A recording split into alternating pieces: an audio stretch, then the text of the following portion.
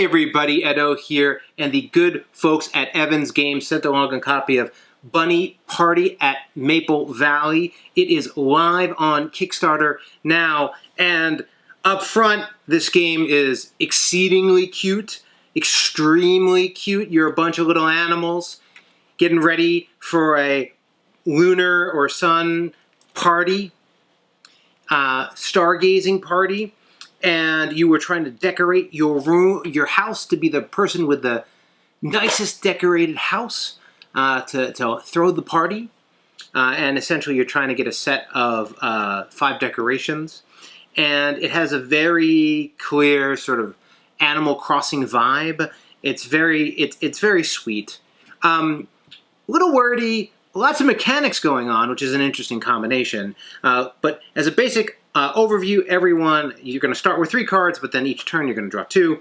But essentially, a couple of different things are happening. You start with a character, and there's a number of them, and they're all very cute.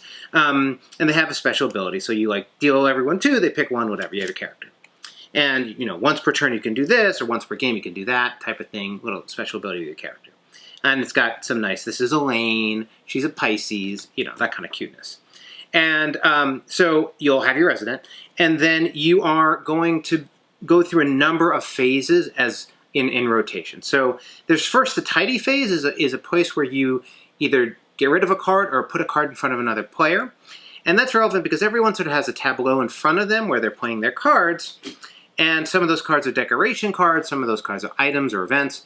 But one of the really pretty novel, nice feeling elements of this game is actually there's not one winner often, or in very few cases, there are 2 winners.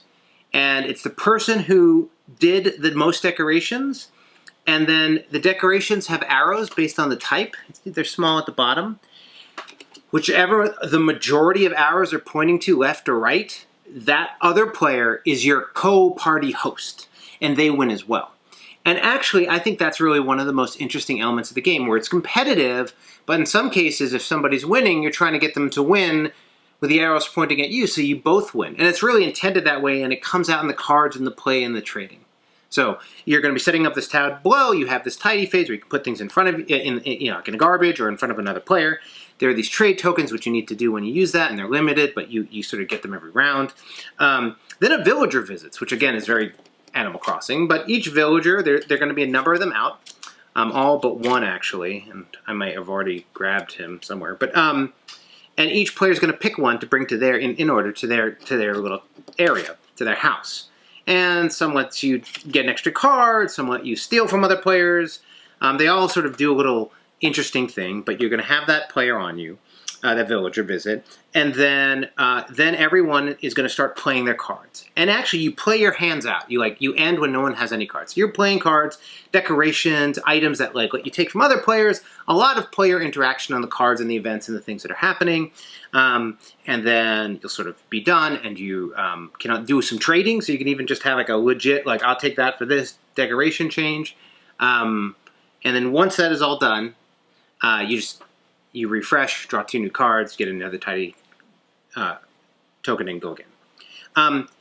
It's a little bit to wrap your head around, actually. It's got a lot of phases, and there's a lot of text on the cards. It's clear explanation, but no icons. I mean, it's all text, text, text, which is a little Animal Crossing too, if you know what I mean.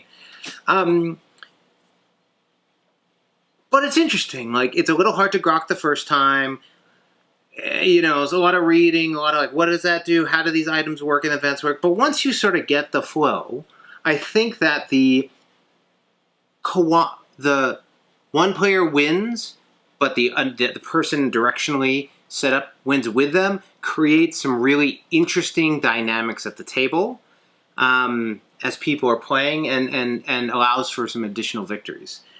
Very sort of indie, interesting. It's the kind of game that I think is sort of what you get from a small indie card game that is a little quirky and a little strange, but also in itself novel and engaging. So if you want to try an interesting card game that's super cute, and you're familiar with card games, this is not really a first player type of game. Definitely suggest taking a look at Bunny Party at Maple Valley. Thanks. Bye. Hey. Hey everybody, Edo here, and thanks for watching Gaming with Edo.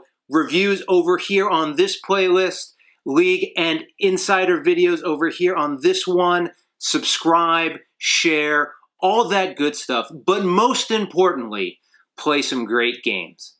Thanks.